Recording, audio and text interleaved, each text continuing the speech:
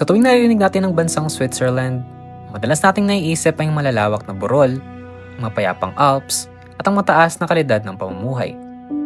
Ngunit, kung bubuklatin natin ang mga official criminal record ng bansa noong 19th century, may isang kaso na pilit binaon sa limot dahil sa tindi ng lagim nito. Isang kaso na naging paksa pa ng mga teolohiko at legal na pag-aaral sa Europa. Sa mga dayong dokumento, madalas itong hanapin bilang isang misteryosong kulto. Ngunit, sa opisyal na kasaysayan ng Switzerland, ito ay kilala sa tawag na Wildenbusch Crucifixion noong taong 1823. Hindi ito kwentong bayan ng urban legend. Ito ay isang detalyadong krimen na naganap sa isang liblib na nayon sa Trollikon sa kanton ng Zurich, kung saan ang isang pamilya ay nahumaling sa paniniwalang kailangan nilang mag-alay ng dugo at ipako sa krus ang kanilang sariling kadugo upang talunin ng demonyo. Ito ang kasaysayan ng relihiyosong fanatismo, delusyon at ang trahedya ng pamilya Peter.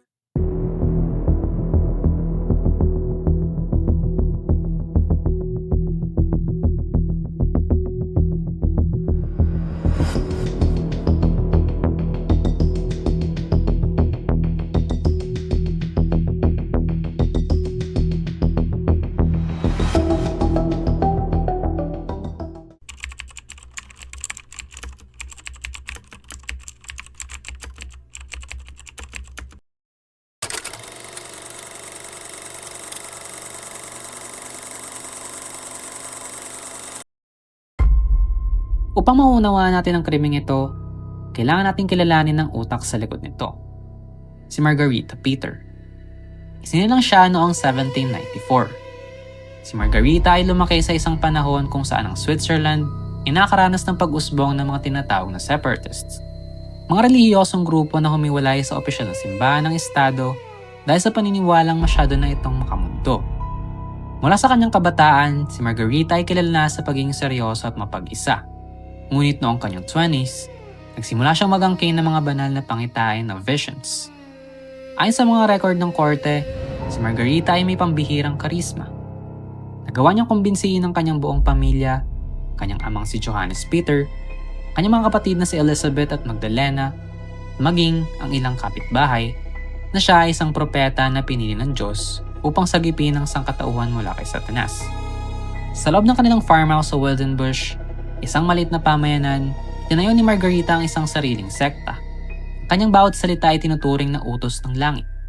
Ngunit, sa likod ng kanyang mga banal na pahayag, unti-unti nang nilalaman si Margarita ng isang malalang kondisyon ng psychosis at religious delusions. Ang kanyang solusyon para sa kaligtasan? Dugo.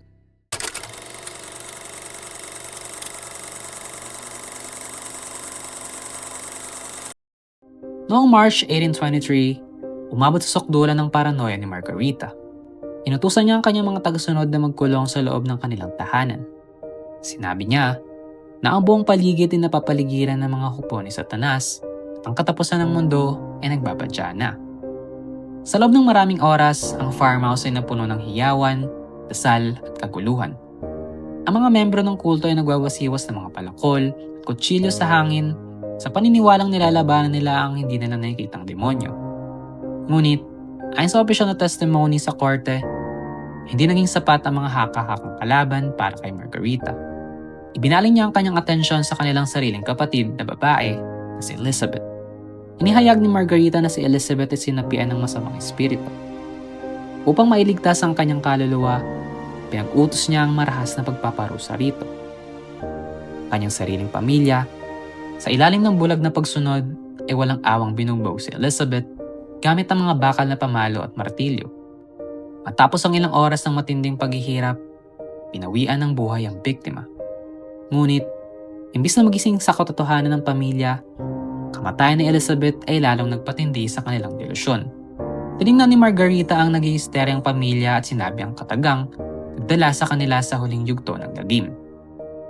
Upang mabuhay muli si Elizabeth, pagkaraan ng 3 araw at upang tuloy magapi si Satanas, kailangan ko ring ialay ang aking buhay. Ipatay niyo ako sa pamamagitan ng krus.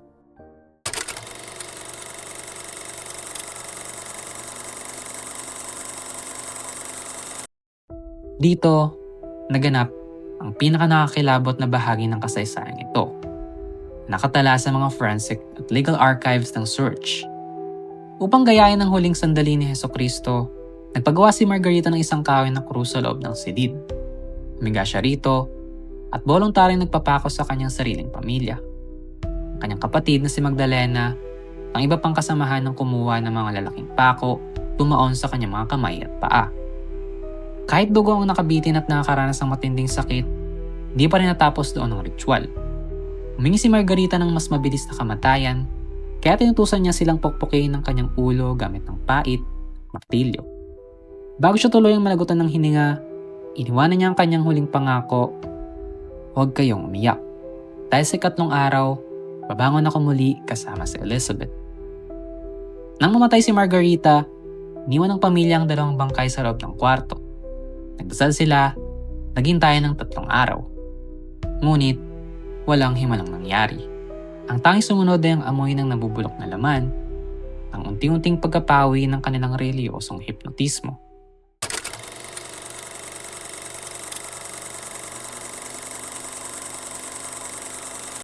Hindi nagtagal, nalaman ng mga lokal na otoridad ang nangyari nang mapansin ng mga kapitbahay ang kakaibang amoy, katahimikan sa farmhouse.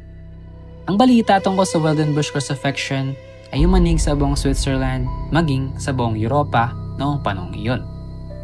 Ang sikat na Swiss theologian na si Johann Jacob Hess ay sumulat pa ng mga detalyadong pagsusuri upang maunawaan ang psikolohiya ng pamilya. Noong December ng taong ding iyon, 1823, 11 miyembro ng sekta ang nilitis sa korte. Ang kapatid na si Magdalena, ang ama ni Margarita at ang kanilang mga kasamahan ay hinatulan ng mabibigat na parusa, kabilang ang mahabang taon ng sapilitang pagtatrabaho or first labor at pagkabilanggo. Upang tuluyang burahin ang alaala ng krimen, pinag-utos ng gobyerno tuluyang gibain ang mismong farmhouse ng pamilya Peter. Ang kwento ng Wildenbush crucifixion ay nanatiling isa sa pinakamatingkad at pinakamadilim na babala sa kasaysayan ng Europa ukol sa panganib ng radical religious fanatism at shared delusion. Isang patunay na kung minsan, ang pinakamalaking lagim ay hindi nagmumula sa mga multo, kundi sa bulag na paniniwala ng tao. Kung nais yung basahin ng iba pang detalye ukol sa kasong ito, maaari niyong saliksikin ng opisyal na record ng bansa sa ilalim ng pangalang Margarita Peter von Wildenbush.